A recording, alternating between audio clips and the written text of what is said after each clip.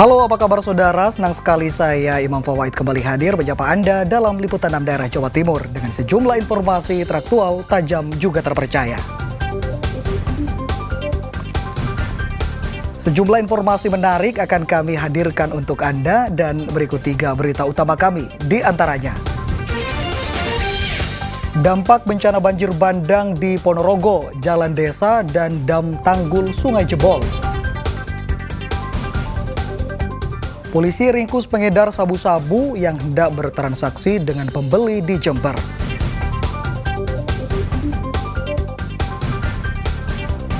Serunya mengisi liburan berwisata petik anggur langsung di kebun.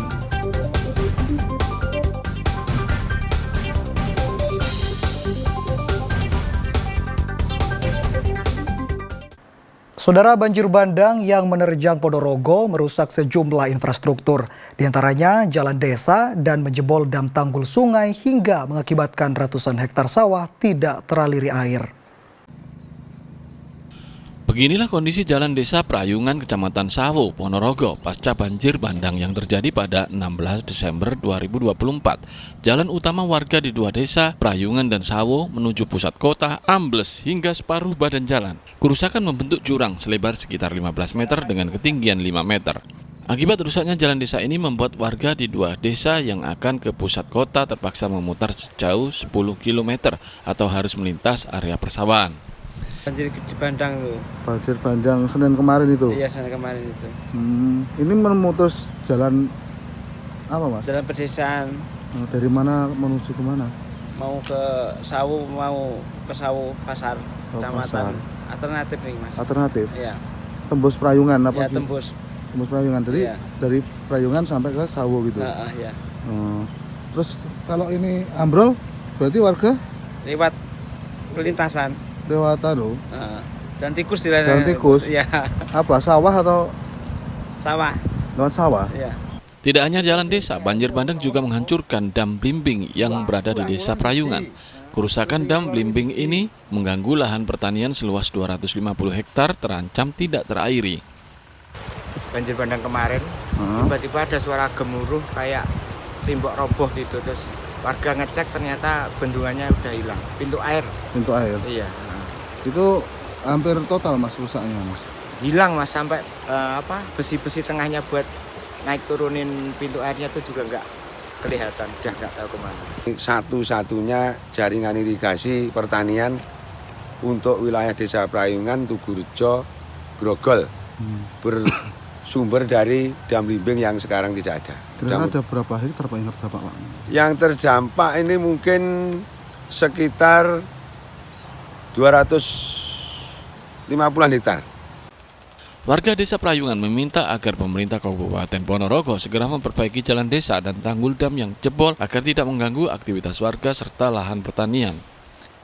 Dirko Siono melaporkan dari Ponorogo.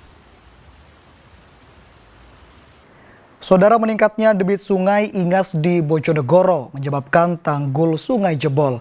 Akibatnya ribuan hektar padi di dua kecamatan terancam gagal dipanen sebab air sungai mulai merendam area persawahan.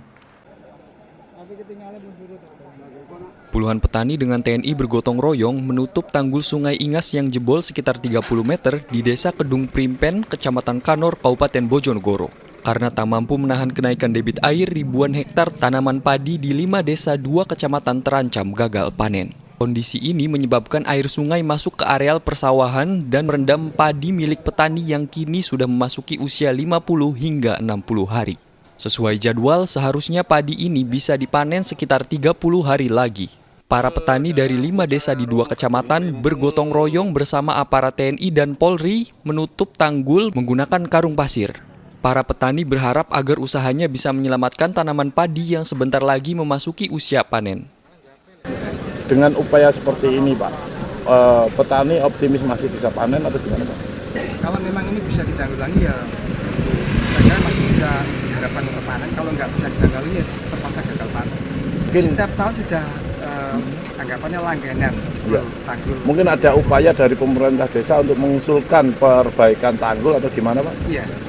Biasanya setiap tahun juga upaya untuk mengajukan normalisasi.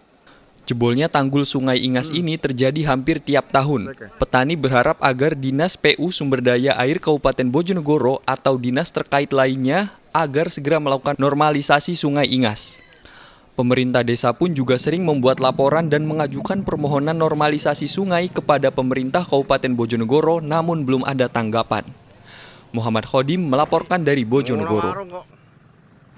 Saudara, pasca terjadi tanah gerak dan longsor, sebanyak 38 rumah di Trenggalek terpaksa dikosongkan karena mengancam keselamatan warga penghuninya.